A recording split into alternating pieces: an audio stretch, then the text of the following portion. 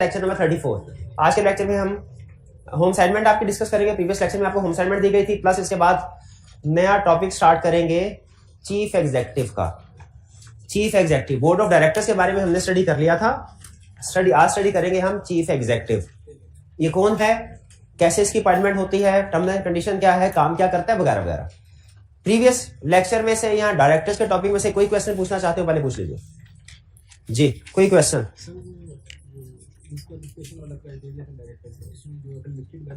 Disqualification वाला criteria था जो डायरेक्टर का या इंडिपेंडेंट डायरेक्टर का?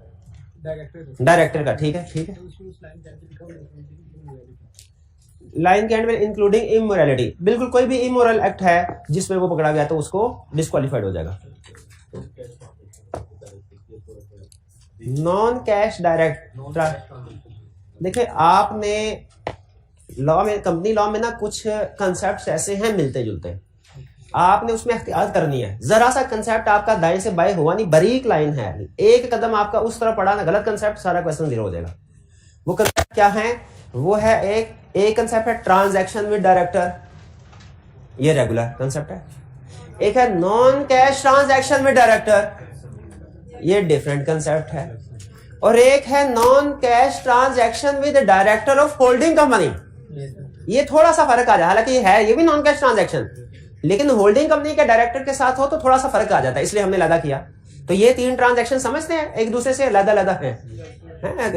रेगुलर ट्रांजैक्शन या कैश ट्रांजैक्शन, दूसरा non cash transaction with directors of company, तीसरा non cash transaction with director of holding company. फिर इसके बाद दो और एग्जांपल लीजिए। लोन टू डायरेक्टर, ये अलग कंसेप्ट है, और लोन टू एसोसिएटेड कंपनी, ये अलग कंसेप्ट है। ये पांचों कंसेप्ट किसी जगह पे लिखे, इनको डिफरेंशिएट करना सीखे।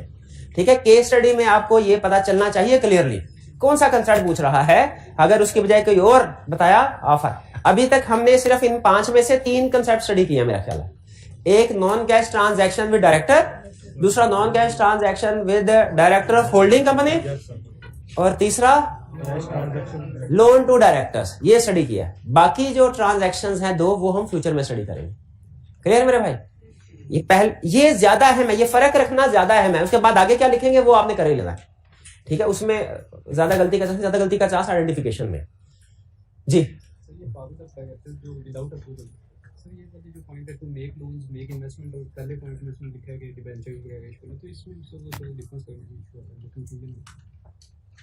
किस चीज में कंफ्यूज हो रही है? पावर ऑफ डायरेक्टर्स में उसने कुछ पावर्स लिखी हैं। अच्छा, कुछ पावर शायद हमने इकट्ठी कर दी, आप उनको लदा करना चाहे लदा भी कर सकते हैं। जैसे उसने कहा टू इशू शेयर्स और साथ में टू इशू डिबेंचर्स, ये इकट्ठी ही है, इकट्ठी ही है। आप क्योंकि इशू दोनों में कॉमन आ रहा, आपको अगर लगे कि एक का ताल्लुक शेयर से है, दूसरे का ताल्लुक डिबेंचर लोन से है, दोनों पावर्स को लदा करना चाहे वो भी कर सकते हैं।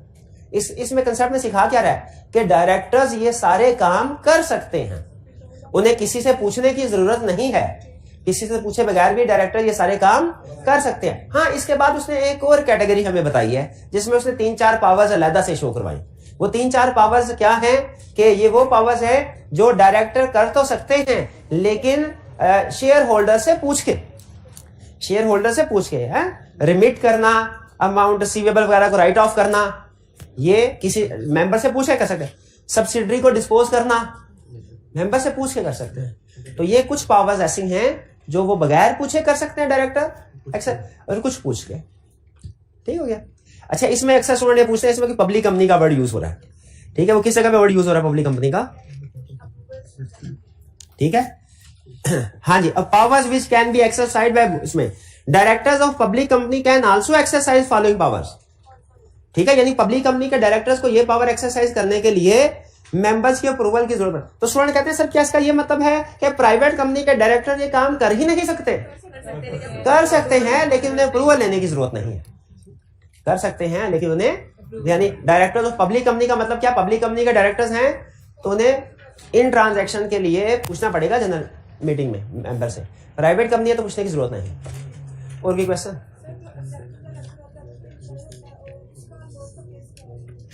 एग्जीक्यूटिव डायरेक्टर एम्प्लॉय है, उसके लोन का केस। देखिए, डायरेक्टर है तो इसका मतलब यह डायरेक्टर भी है, एम्प्लॉय भी है। क्या उसको लोन मिल सकता है? यस। कंडीशंस पूरी करनी पड़ेगी क्या? यस, कंडीशंस पूरी। क्यों? डायरेक्टर है, डायरेक्टर तो है ना, तो क्या उसके ऊपर डायरेक्टर वाली प्रोविजन लगेगी कि नहीं लगेगी? बोलो लगेगी।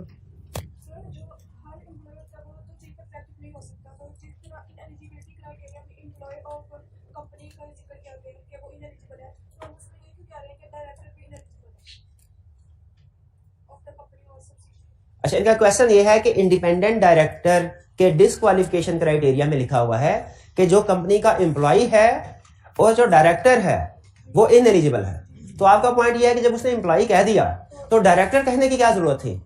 इसका जवाब ये है कि लाजमी नहीं हर एम्प्लॉय डायरेक्टर हो या हर डायरेक्टर एम्प्लॉय हो। नॉर्मली कह सकते हैं कि डायरेक्टर्स एम्प्लॉय होते हैं का, लेकिन हर डायरेक्टर हो ये जरूरी नहीं है। नॉन एग्जीक्यूटिव डायरेक्टर जो हैं, जो रिप्रेजेंट कर रहे होते हैं क्रेडिटर को, वो एम्प्लॉय नहीं है।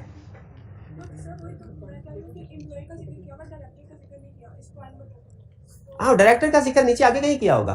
डायरेक्टर जो है कंसेक्यूटिव 3 टर्म्स के लिए जो डायरेक्टर होता है वो इंडिपेंडेंट डायरेक्टर नहीं बन सकता।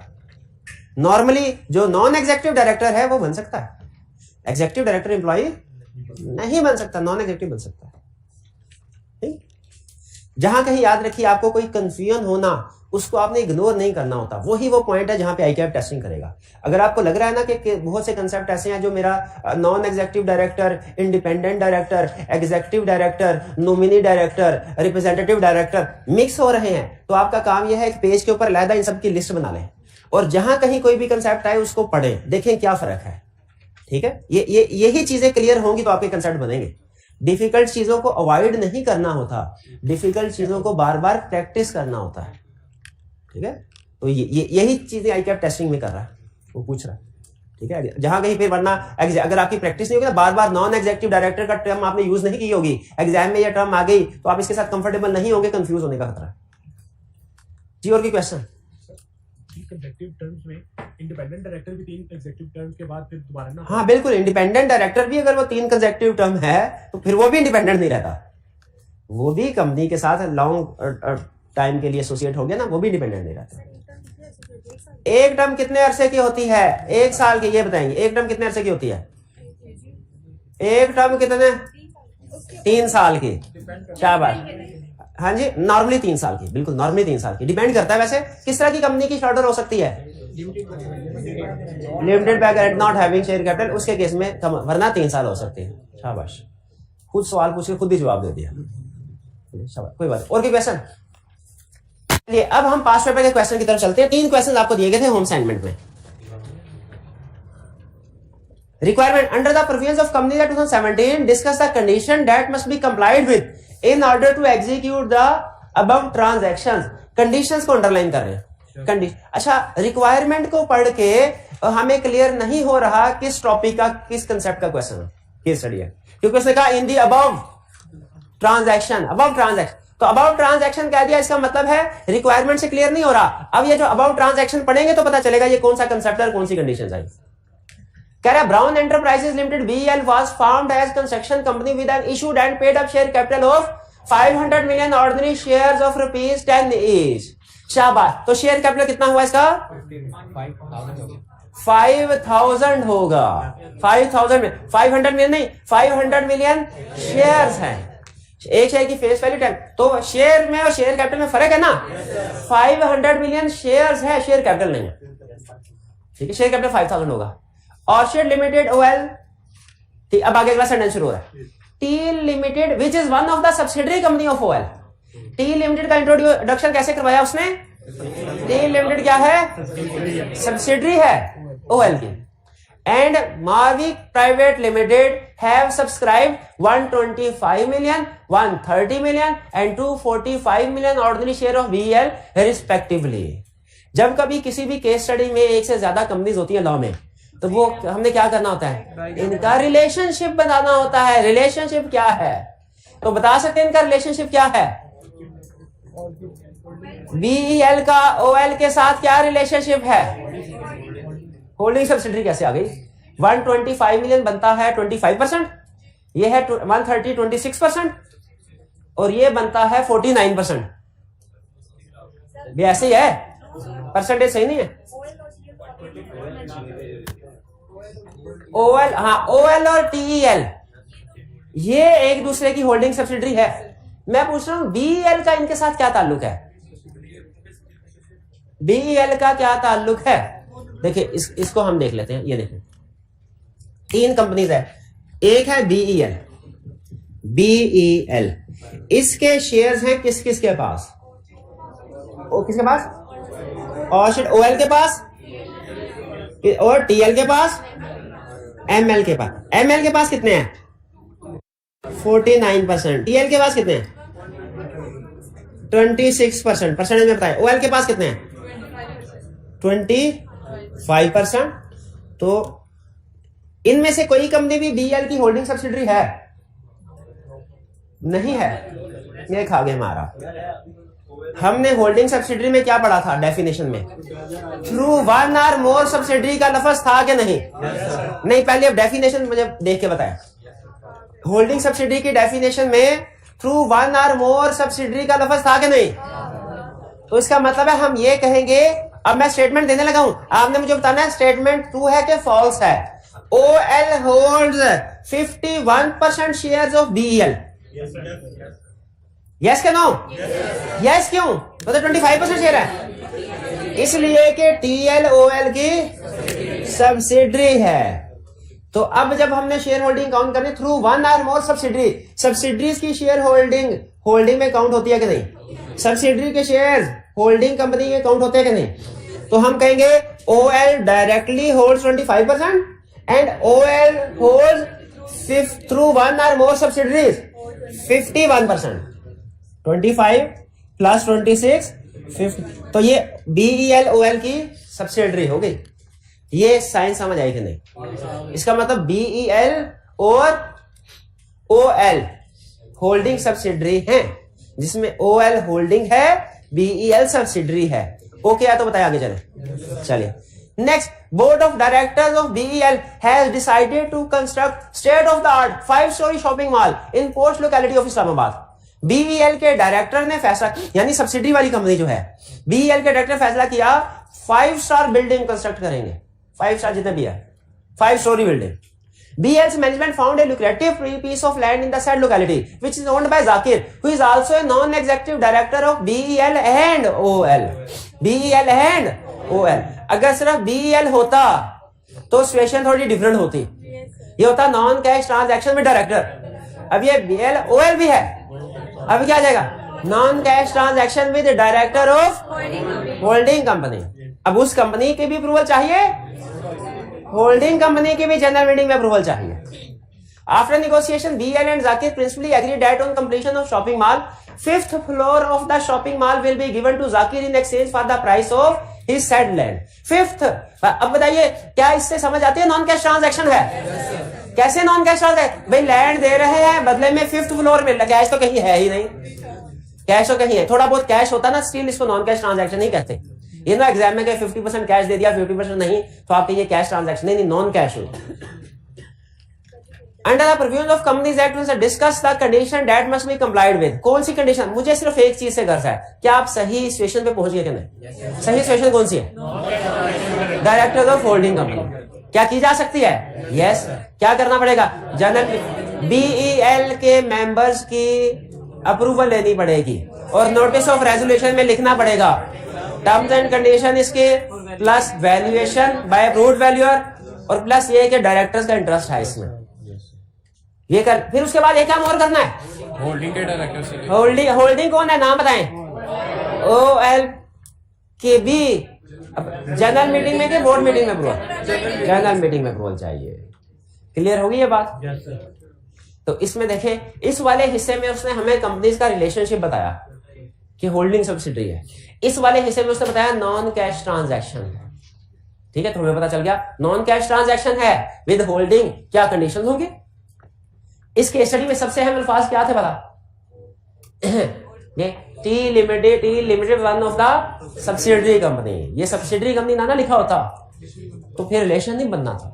रिलेशन नहीं बनना था तो हमारा क्वेश्चन सिर्फ उस हद तक होता, non cash transaction with directors of company. आगे चले जी।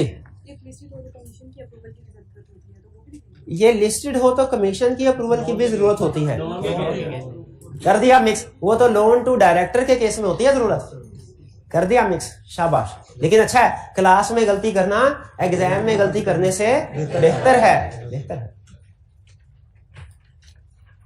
24 JA sugar mill limited and unlisted public company, किसको अंडरलाइन करना है मैंने?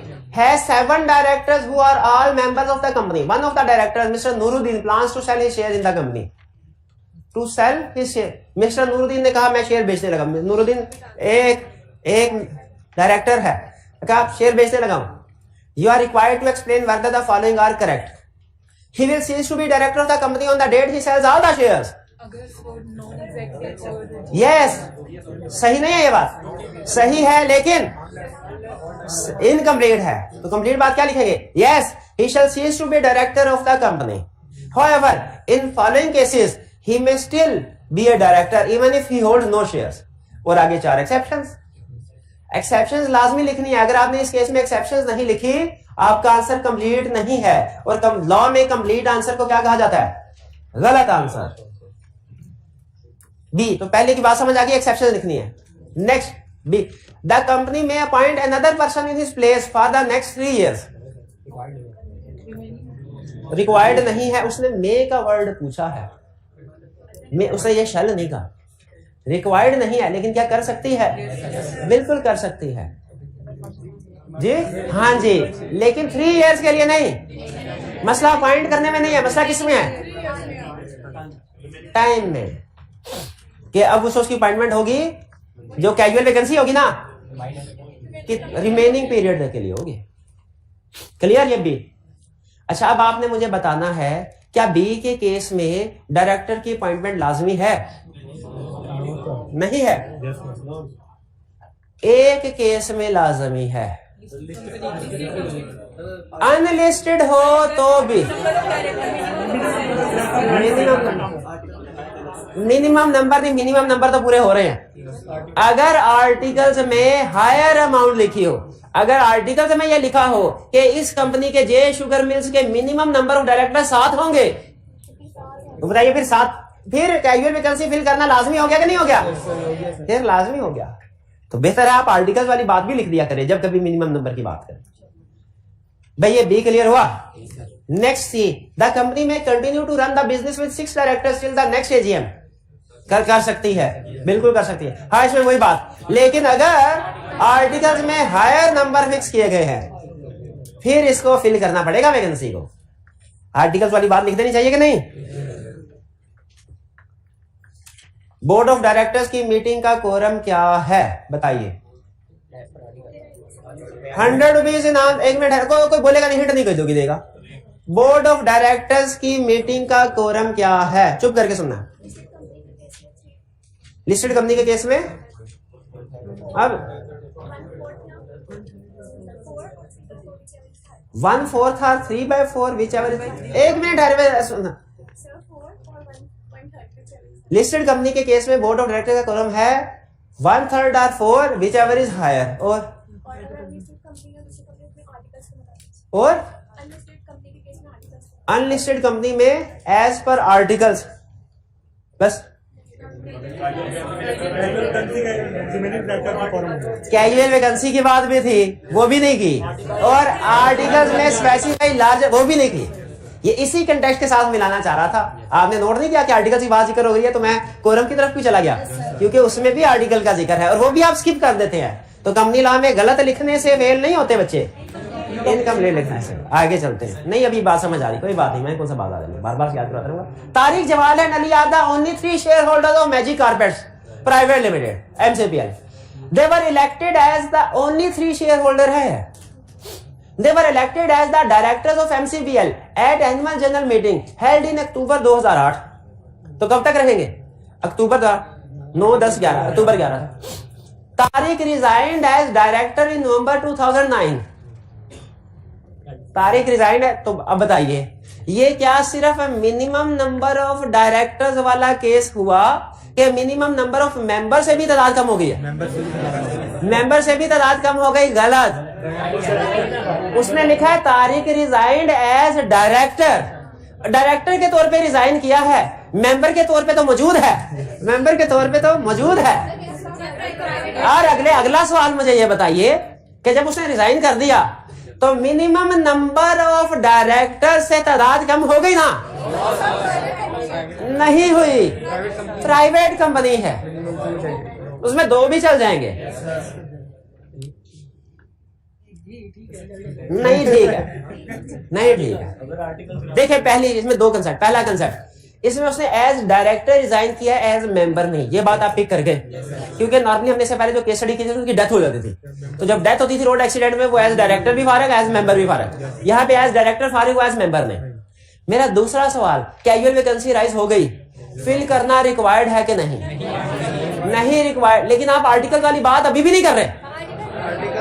अगर आर्टिकल्स ने कहा कि कम से कम 3 डायरेक्टर होंगे तो फिर कैजुअल वैकेंसी, आर्टिकल वाली बात लिखा करें। आगे चलते हैं। At a recent meeting of board of directors, Jamal proposed that Qasim should be appointed as director in place of Tariq for a period of 6 months. महीने के लिए कासिम को। Ali opposed this proposal, stating that he thinks that under the law they cannot appoint a replacement director. अब देखिए 2 point of view आगे, हमने दोनों पे कमेंट करना है। बताइए क्या जमाल की बात ठीक है? क्यों ठीक नहीं? कैजुअल वैकेंसी फिल कर सकते हैं, कर सकते हैं, बात ठीक कर रहा है, लेकिन रिमेनिंग टर्म के लिए होगा, जिस टर्म के लिए वो डायरेक्टर 6 महीने के लिए या 3 साल के लिए नहीं होता। और ये भाईजान मुझे बताएंगे, ये अली भाई की बात गलत है ना? अली भाई की बात इसमें गलत है ना? अली भाई किधर है? अली भाई एंड पे आइए। Ali oppose this proposal, state that the law they can not find a replacement director. Ali भाई की बात सही है कि गलत? सही है, गलत है। क्यों गलत है? क्योंकि वो रिप्लेसमेंट डायरेक्टर अपॉइंट कर सकते हैं, कैजुअल वैकेंसी फिल कर सकते हैं। क्लियर? इसमें कोई प्रॉब्लम? इसमें मेन कंसेप्ट उसने क्या टेस्ट किया था? कैजुअल वैकेंसी का, कि डायरेक्टर्स फिल कर सकते हैं कि नहीं, और अगर करते हैं तो टेन्योर क्या होगा उसका। तो हमें पता चला बिल्कुल कर सकते हैं। ठीक है, बल्कि अगर मिनिमम नंबर से कम हो जाए तो करना रिक्वायर्ड हो जाता है। 3 क्वेश्चन थे, इसको करते हैं अब हम क्लोज। अब चलते हैं अपने नेक्स्ट चैप्टर की तरफ। जो नेक्स्ट चैप्टर है हमारा वो है chief executive and other officers. सुन लीजिए, चीफ एग्जीक्यूटिव का कंसेप्ट क्या है। देखिए, board of directors share holder से अपॉइंट कर दिए, लेकिन आपको पता है board of director 1 in each quarter मिलते हैं।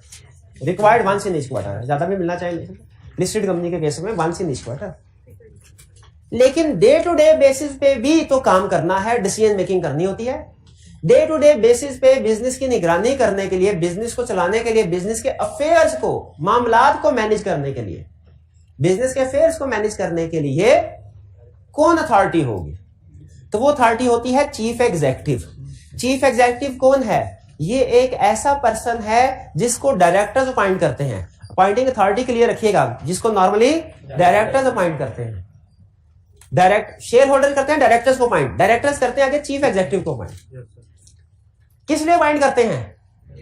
ताकि वो कंपनी के डे टू डे अफेयर्स को मैनेज कर सके डायरेक्टर्स की इंस्ट्रक्शंस के मुताबिक। तो एक चीज ध्यान में रखिएगा, चीफ एग्जीक्यूटिव का स्टेटस डायरेक्टर से ऊपर नहीं बल्कि डायरेक्टर से नीचे है। कौन है chief executive? Appointed by, normally directors appoint करते हैं। अभी हम कुछ एक्सेप्शन स्पेशल डिस्कस करेंगे जिनमें हो सकता है डायरेक्टर्स के अलावा सब्सक्राइबर या गवर्नमेंट भी अपॉइंट कर सकती हो। नॉर्मली अपॉइंट करते हैं डायरेक्ट। किस लिए अपॉइंट करते हैं? To manage affairs of company. किसके मुताबिक? अपनी मर्जी से नहीं, according to controls and direction of director. Directors के कंट्रोल और डायरेक्शन, जो डायरेक्टर्स ने कहा होता है उनकी इंस्ट्रक्शन के मुताबिक काम करना है। चीफ टर्म्स एंड कंडीशन क्या होंगी? टर्म एंड कंडीशन मतलब चीफ एग्जीक्यूटिव की ड्यूटीज क्या है, क्या काम करने हैं उसने। चीफ एग्जीक्यूटिव की टर्म्स एंड कंडीशन डिटरमिन करेंगे डायरेक्टर्स या कंपनी इन जनरल। यहां पे कंपनी से क्या मुराद है? शेयर होल्डर या मेंबर्स। कंपनी आपको बताया था जेनेरिक टर्म है, जैसे लफ्ज सिक्योरिटीज जेनेरिक टर्म है। इससे मुराद कभी शेयर्स होते हैं कभी, लेकिन कब शेयर मतलब लेना है, कब डिबेंचर मतलब लेना है, ये कंटेक्स्ट बताता है हमें। तो यहाँ पे कंपनी से मुराद डायरेक्टर्स भी होते हैं, शेयर होल्डर भी, लेकिन कब इसका मतलब डायरेक्टर लेना है, कब शेयर होल्डर लेना है, ये कंटेक्स्ट बताएगा। तो यहाँ पे कंटेक्स्ट क्या बता रहा है? डायरेक्टर्स की बात हो चुकी, मेंबर्स जनरल मीटिंग में डिसाइड करेंगे in accordance with article. In accordance with article का मतलब क्या? यार रिम्यूनरेशन वाला कंसेप्ट भी यही था कि रिम्यूनरेशन कौन डिटरमिन करेगा डायरेक्टर्स की? डायरेक्टर्स और company. As per provision of articles. इसका मतलब क्या था कि आर्टिकल्स ने जिसको कहा, अगर आर्टिकल्स ने कहा डायरेक्टर्स तो फिर डायरेक्टर्स डिटरमिन करेंगे, अगर आर्टिकल्स ने कहा मेंबर्स, सेम कंसेप्ट यहां पे आ गया कि जो काम करने हैं चीफ एग्जीक्यूटिव ने, उसकी जॉब डिस्क्रिप्शन कि वो क्या करेगा, टर्म्स एंड कंडीशन क्या होंगी, ये कैसे डिटरमिन होंगी, जैसे रिम्यूनरेशन ऑफ डायरेक्टर डिटरमिन होती है, यानी by directors or company in general meeting as per articles. अगर सीईओ गवर्नमेंट ने अपॉइंट किया है, गवर्नमेंट भी अपॉइंट कर सकती है सीईओ, कब अपॉइंट कर सकते हैं, जो पब्लिक सेक्टर कंपनी होती है जिसमें मेजोरिटी ऑफ डायरेक्टर्स उसके अपने अपॉइंट किए होते हैं, तो चीफ एग्जीक्यूटिव भी वो खुद अपॉइंट करते हैं। किसी पब्लिक सेक्टर कंपनी का चीफ एग्जीक्यूटिव कौन अपॉइंट करेगा, गवर्नमेंट। वो डीम्ड डायरेक्टर है। डीम्ड डायरेक्टर का मतलब क्या है, एज्यूम, यानी उसका स्टेट, और इसका मतलब क्या है, इसका फर्क क्या पड़ता है भला, वो सारी रिक्वायरमेंट्स जो डायरेक्टर्स पे अप्लाई होती हैं वो सारी रिक्वायरमेंट्स चीफ एग्जीक्यूटिव पे भी अप्लाई होंगी। डीम्ड डायरेक्टर का मतलब क्या, वो सारे डिस्क्वालिफिकेशन क्राइटेरिया जो डायरेक्टर पे अप्लाई होता है वो चीफ एग्जीक्यूटिव पे भी अप्लाई होगा। डीम्ड डायरेक्टर बजाहिर दिखने में दो अल्फाज हैं, लेकिन इन्होंने वो जो डायरेक्टर का सारा चैप्टर है वो चीफ एग्जीक्यूटिव पे भी फिट कर दिया। इसके भी सारा हैसियत, सारी जो इसके खास तौर पे केस स्टडी के पॉइंट ऑफ व्यू से क्वालिफिकेशन डिस्क्वालिफिकेशन क्राइटेरिया है, इसने भी पूरा करना। फिर एक बहुत ही केस स्टडी के पॉइंट ऑफ व्यू से सबसे अहम कंसेप्ट, इस पूरे आज के लेक्चर में दो कंसेप्ट केस स्टडी के पॉइंट ऑफ व्यू से सबसे अहम है, एक रिमूवल ऑफ चीफ एग्जीक्यूटिव वाला, एक कंपीटिंग वाला। कंपीटिंग वाला अभी हम स्टार्ट करने लगे हैं। Chief executive not to engage in competing business, chief executive not to engage in competing business. आपने वो बिजनेस लॉ में शायद एक पढ़ा होगा कंसेप्ट पार्टनरशिप में, कि पार्टनर कंपीटिंग बिजनेस में एंगेज नहीं हो सकते, डिफरेंट में वो अलग सिचुएशन है। सेम कंसेप्ट चीफ एग्जीक्यूटिव पे कंपनी के केस में, लेकिन याद रखें ये कंसेप्ट डायरेक्टर्स पे अप्लाई नहीं होता। डायरेक्टर किसी कंपीटिंग बिजनेस में भी डायरेक्टर हो सकते हैं, क्योंकि उन्होंने रूटीन के डे टू डे मैटर्स जो हैं उनको डील नहीं करना। चीफ एग्जीक्यूटिव कंपीटिंग बिजनेस में इन्वॉल्व नहीं होगा। और किस कंपनी का चीफ एग्जीक्यूटिव, पब्लिक कंपनी का चीफ एग्जीक्यूटिव। और इसके साथ और कौन कौन, इसके साथ स्पाउस और माइनर चाइल्ड, ये कंपीटिंग बिजनेस में इन्वॉल्व नहीं होंगे। फिर से chief executive of public company और his spouse or his minor child shall not engage in competing business। फिर से chief executive of a public company or his spouse or minor child shall not engage in competing business। फिर से chief executive of a public company or his spouse or his minor child shall not engage in business। ये बात समझ आई? Yes sir. और competing business मतलब कहीं पे भी, ये ना हो लाहौर में और वो कराची में हो तो कि भाई वो तो लाहौर में नहीं हो, कराची के कंपीटिंग बिजनेस की खैर है, नहीं नहीं, पूरे मुल्क में कहीं पे भी कंपीटिंग बिजनेस में एंगेज नहीं होगा। कौन नहीं होगा, चीफ एग्जीक्यूटिव और स्पाउस, माइनर और मेजर चाइल्ड हो सकता है, और ब्रदर, और प्राइवेट कंपनी का चीफ एग्जीक्यूटिव और पब्लिक कंपनी का डायरेक्टर, पब्लिक कंपनी का डायरेक्टर हो सकता है, सिर्फ चीफ एग्जीक्यूटिव। बात आई समझ? इसको खास तौर पे अंडरलाइन करके बार बार आपने दोहराना है। तो ये टर्म्स एंड कंडीशन है चीफ एग्जीक्यूटिव की अपॉइंटमेंट की जो लॉ ने बताई है। फिर से टर्म्स एंड कंडीशन कौन डिटरमिन करेगा चीफ एग्जीक्यूटिव की, company in general meeting in accordance with art. जैसे रिम्यूनरेशन ऑफ डायरेक्टर था, कौन डिटरमिन करेगा, members in general meeting or directors in board meeting in accordance with articles of company। Similar concept ये, chief executive की term and condition कौन determine करेगा, directors in board meeting और company in general meeting as per articles of association. ठीक है, फिर उसने बात कर ली पब्लिक सेक्टर कंपनी की, पब्लिक सेक्टर कंपनी की। पब्लिक कंपनी और पब्लिक सेक्टर कंपनी में कौन फर्क बताएगा,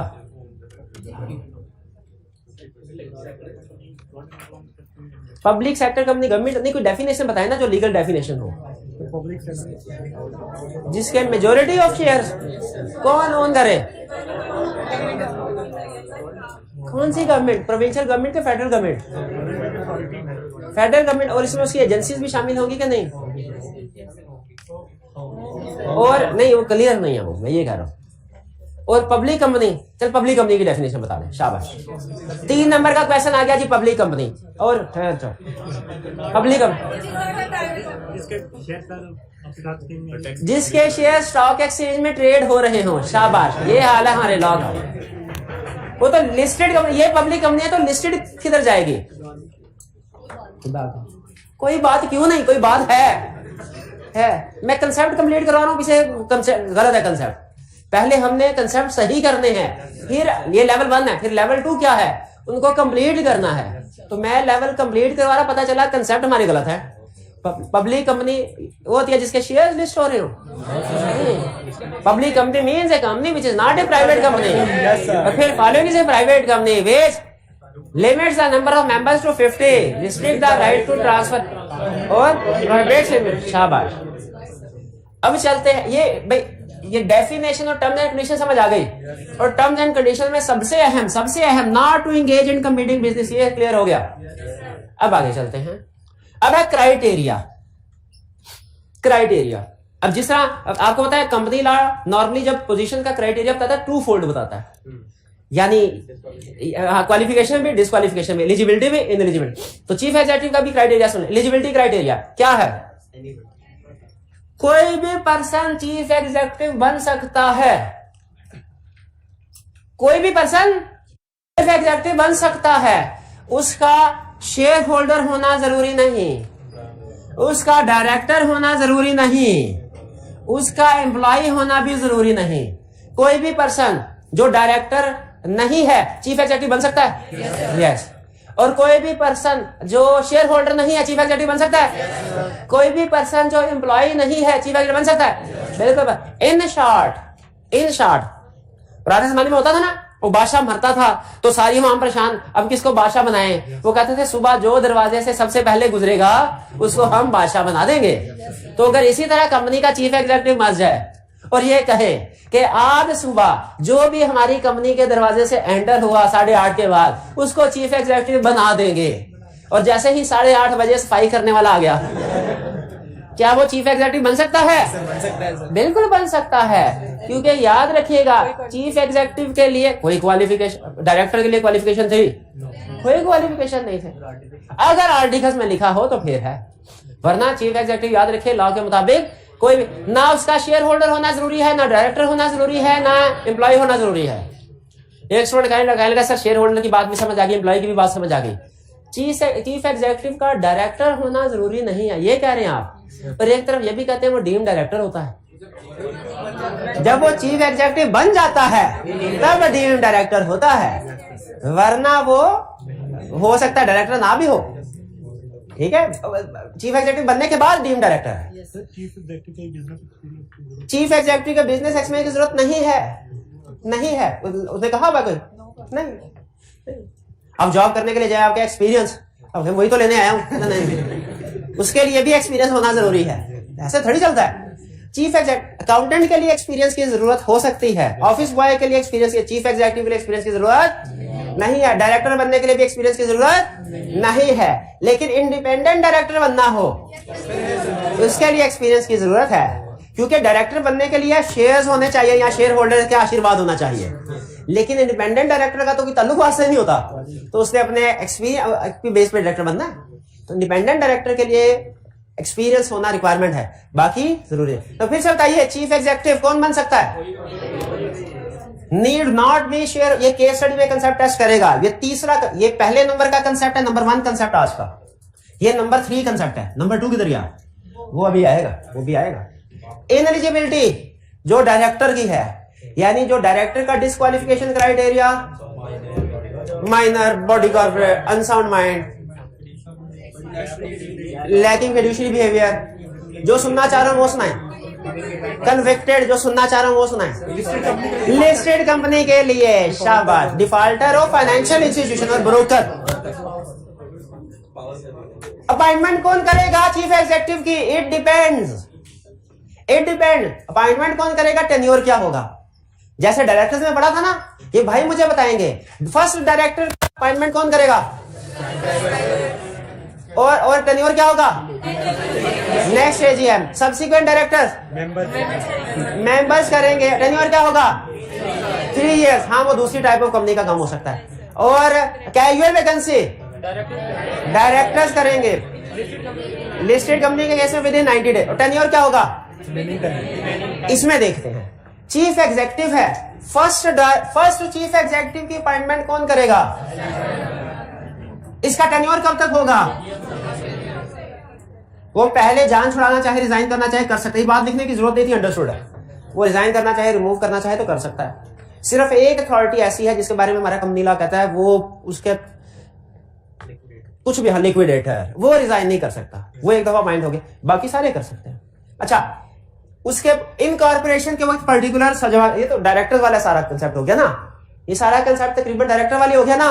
उसको भी सब्सक्राइबर बाइंड करते थे, फर्स्ट एजीएम तक पर्टिकुलर डॉक्यूमेंट्स के साथ दिए जाते थे।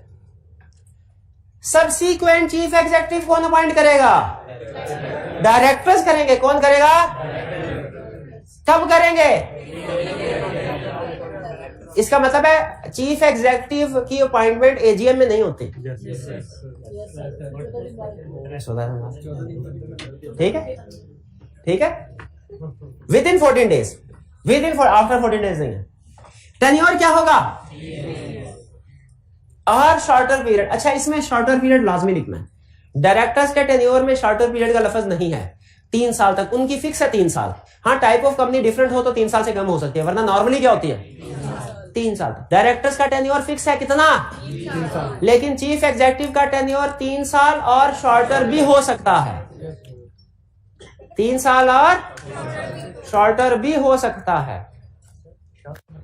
शॉर्टर मतलब 2 साल के लिए, 1.5 साल के लिए, साल के लिए, 6 महीने के लिए, 2 महीनों के लिए, 2 महीनों के लिए, 90 दिन के लिए, आधे घंटे के लिए नहीं होता, ज्यादा सीरियस हो गया वो रिजाइन। भाई ये क्लियर हो गया।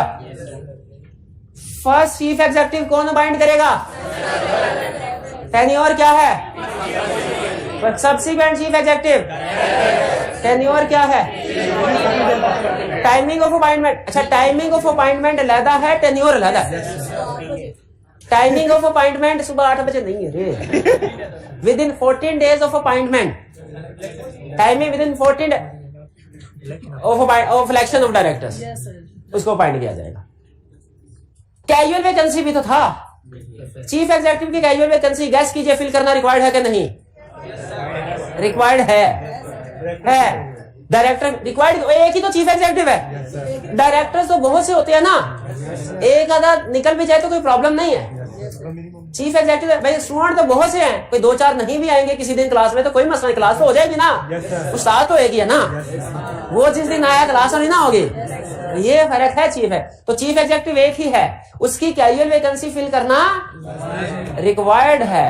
कौन फिल करेगा, कब फिल करेंगे, टेन्योर क्या होगा। अच्छा, होता ये भी प्रैक्टिकली रिमेनिंग के लिए है, लेकिन लॉ ने इसका जो थोड़ा सा डिस्क्राइब करने का तरीका का डिफरेंट बताया। उसने कहा जो कैजुअल वैकेंसी में चीफ एग्जीक्यूटिव अपॉइंट होगा ना, इसका टेन्योर होगा जब तक न्यू डायरेक्टर न्यू सीईओ को अपॉइंट नहीं करते, ये काम करता रहेगा। न्यू डायरेक्टर न्यू सीईओ को अपॉइंट नहीं करते तब तक कैजुअल वैकेंसी वाला काम करता रहेगा। हाँ जी, क्लियर, यहां तक समझ आ गए। अब एक सवाल का जवाब जो मैंने पढ़ा दिया है, जो जवाब बताएगा 100 रुपया इनाम पाएगा। फर्स्ट चीफ एग्जीक्यूटिव का टेन्योर कब तक है, फर्स्ट एजीएम, ये ध्यान में रखिएगा। और शॉर्टर पीरियड हो सकता है, फर्ज कीजिए shorter period, first AGM, clear. Subsequent chief executive की अपॉइंटमेंट कब होनी है, with in 14 days of election. First AGM में इलेक्शन हो गया। सवाल मेरा ये है, पहला चीफ एग्जीक्यूटिव ये रिटायर हो रहा है फर्स्ट एजीएम पे, लेकिन अगला चीफ एग्जीक्यूटिव अपॉइंट हो रहा है फर्स्ट एजीएम पे डायरेक्टर का इलेक्शन होने के बाद विद इन 14 डेज। तो जो दरमियान के 14 डेज हैं, इनमें कौन होगा, क्या, हाँ, रिटायरिंग चीफ एग्जीक्यूटिव ही कंटिन्यू करता है until his successor is appointed. शाबाश, रिटायरिंग चीफ एग्जीक्यूटिव ही कंटिन्यू करता है अंटिल हिज सक्सेसर। अगर उसका टेन्योर पूरा हो भी जाए, उसका टेन्योर पूरा हो भी जाए तो जब तक नया चीफ एग्जीक्यूटिव अपॉइंट नहीं हो तो वही कंटिन्यू करता है। यानी इसमें अबूरी हुकूमत वाला कंसेप्ट कोई नहीं है। जब तक नई हुकूमत नहीं आएगी पुरानी हुकूमत ही चलती रहेगी। ला ये कह रहा है चीफ एग्जीक्यूटिव, इसमें टेम्परेरी चीफ एग्जीक्यूटिव नहीं अपॉइंट किया जाएगा। ये बात समझ आ गई? कैजुअल वैकेंसी भी समझ आ गई? यही वो समझा रहा है राइट्स में। चीफ एग्जीक्यूटिव एक टर्म के लिए रीअपॉइंटमेंट के लिए एलिजिबल है, बिल्कुल है। और उसका एक और खसूसी राइट है। एक तो ये राइट है ना रीअपॉइंटमेंट हो सकती है उसकी, एक और खसूसी राइट है। वो क्या कि वो कंटिन्यू करेगा chief retiree until his successor is appointed. हाँ, दो केसेस हैं जब उसको उठा के बाहर फेंक दिया जाएगा। दो केसेस है जब उसको उठा के बाहर फेंक दिया जाएगा। पहला जब उसको खास तौर पे टर्मिनेट किया गया हो, निकाल दिया गया हो, टर्मिनेट कर दिया गया। और दूसरा जब पुराना चीफ एग्जीक्यूटिव नए चीफ एग्जीक्यूटिव को अपॉइंट ही ना होने दे। नए चीफ एग्जीक्यूटिव को अपॉइंट, जो भी चीफ एग्जीक्यूटिव की सीवी लेके आए वो गार्ड से कहे डंडे मार के इसे भगा दो। तो ऐसी सिचुएशन में जो पुराना चीफ एग्जीक्यूटिव है कंटिन्यू नहीं करेगा। वरना पुराना चीफ एग्जीक्यूटिव नॉर्मली कंटिन्यू करता है कब तक? Until his successor is appointed. किस केस में पुराना चीफ एग्जीक्यूटिव कंटिन्यू नहीं करेगा? टर्मिनेशन में, कॉज ऑफ नॉन अपॉइंटमेंट। तब डायरेक्टर किसी को बना देंगे चीफ एग्जीक्यूटिव आर्जी तौर पे। उस सूरत में आर्जी तौर पे किसी को बनाया जा सकता है, वरना पुराना चीफ एग्जीक्यूटिव ही चलता है। अब वो कंसेप्ट जो सबसे अहम है, अच्छा नहीं, मैं वो सर से मैंने रिक्वेस्ट की थी आज 5 मिनट हमें दे दे, मैं रिक्वेस्ट करके आया था 5 मिनट, तो 5 मिनट के लिए सुन लें। दूसरे नंबर पे आज का सबसे अहम कंसेप्ट है क्या? चीफ एग्जीक्यूटिव का टेन्योर क्या बताया आपने? 3 years और शॉर्टर पीरियड। चीफ एग्जीक्यूटिव का टेन्योर क्या है? किधर लिखा हुआ है? हाँ, फॉर 3 years और शॉर्टर पीरियड। क्या 3 साल से पहले इसको रिमूव किया जा सकता है? यस। चाहे आपने कोई रिटन एग्रीमेंट क्यों ना कर लिया हो, चाहे आर्टिकल्स में क्यों ना लिखा हो कि 3 साल के लिए होगा चीफ एग्जीक्यूटिव, अगर चीफ एग्जीक्यूटिव सही काम ना करे, इसको रिमूव करना हो तो रिमूव किया जा सकता है। चीफ एग्जीक्यूटिव को रिमूव किया जा सकता है। कैसे किया जा सकता है? चीफ एग्जीक्यूटिव को कैसे रिमूव किया जा सकता है? इररिस्पेक्टिव ऑफ एनी एग्रीमेंट और आर्टिकल, यानी चाहे कोई एग्रीमेंट क्यों ना कर लिया हो, कोई गर्ज नहीं, चाहे आर्टिकल में क्यों ना लिखा, कोई गर्ज नहीं, कोई भी चीफ एग्जीक्यूटिव अगर रिमूव किया गया हो, रिमूव करना हो, कर सकते हैं, कर सकते हैं। कैसे? डायरेक्टर भी कर सकते हैं, मेंबर्स भी कर सकते हैं। कैसे?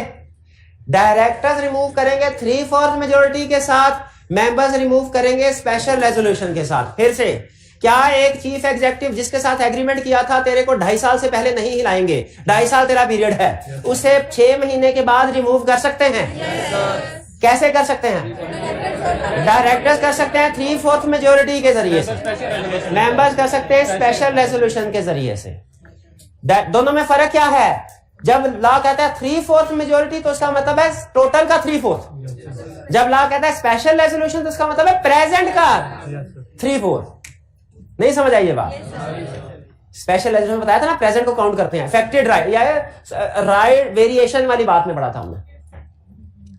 फिर से बताइए, चीफ एग्जीक्यूटिव को रिमूव कर सकते हैं? कैसे? डायरेक्टर भी कर सकते हैं, मेंबर्स भी। डायरेक्टर कैसे कर सकते हैं? 3/4 मेजोरिटी। मेंबर्स कैसे कर सकते हैं? फेडरल गवर्नमेंट की कोई पावर्स है चीफ एग्जीक्यूटिव के हवाले से? पावर्स ही पावर्स है, पावर्स ही पावर्स है। 51 अगर मेजोरिटी ऑफ डायरेक्टर्स को अपॉइंट करे, फेडरल गवर्नमेंट के पास पावर्स है, वो चीफ एग्जीक्यूटिव को अपॉइंट कर सकती है। कब अपॉइंट कर सकती है? जब मेजोरिटी डायरेक्टर्स को अपॉइंट करने की पावर हो। रिमूव पावर है रिमूव करने की कब? जब 51% वोटिंग पावर हो। सॉरी, हाँ ये 75 है, अपडेट कर देते हैं जी, हम भी अपडेट। 75% वोटिंग पावर, ठीक है। तो रिमूव करने के लिए 75 पर 3/4 हो गया ना, वही 3/4 70। और इसकी टर्म एंड कंडीशन भी कौन डिटरमिन करेगी? Federal government. यानी इसका मतलब ये हुआ, ये जो उसने मेजोरिटी डायरेक्टर्स की और 75% वोटिंग पावर की बात की, इससे तो वो पब्लिक सेक्टर कंपनी नहीं बन जाती। तो इन शॉर्ट हमें ये बता रहा है कि अगर कोई पब्लिक सेक्टर कंपनी है उसका चीफ एग्जीक्यूटिव अपॉइंट भी गवर्नमेंट कर सकती है, रिमूव भी गवर्नमेंट कर सकती है, उसकी terms and condition, roles and responsibility भी गवर्नमेंट डिसाइड करेगी। जी कुछ समझ आया? तो आज के लेक्चर का क्विक ओवरव्यू सिर्फ 3 अहम कंसेप्ट। सबसे अहम कंसेप्ट क्या आज हमने पढ़ा? कंपेटिव, हाँ चीफ, वो जरा बता दीजिए। चीफ एग्जीक्यूटिव और हिज स्पाउस और his minor child of a public company shall not engage in competitive. पहली बात। दूसरी बात क्या थी? Chief executive can be any person, चाहे वो शेयर होल्डर हो या ना हो, एम्प्लॉय हो या ना हो, डायरेक्टर हो या ना हो। और तीसरी सबसे अहम चीज रिमूवल की, irrespective of any articles or agreement, chief executive can be removed by directors 2/3 majority और by members special resolution। Clear हो गया? ये था हमारा चीफ एग्जीक्यूटिव। असाइनमेंट आपको मिल गई है? शाबाश, असाइनमेंट लाजमी कर, आज की असाइनमेंट लाजमी करके आइएगा। आज का लेक्चर यहाँ खत्म करते हैं हम। अल्लाह हाफिज।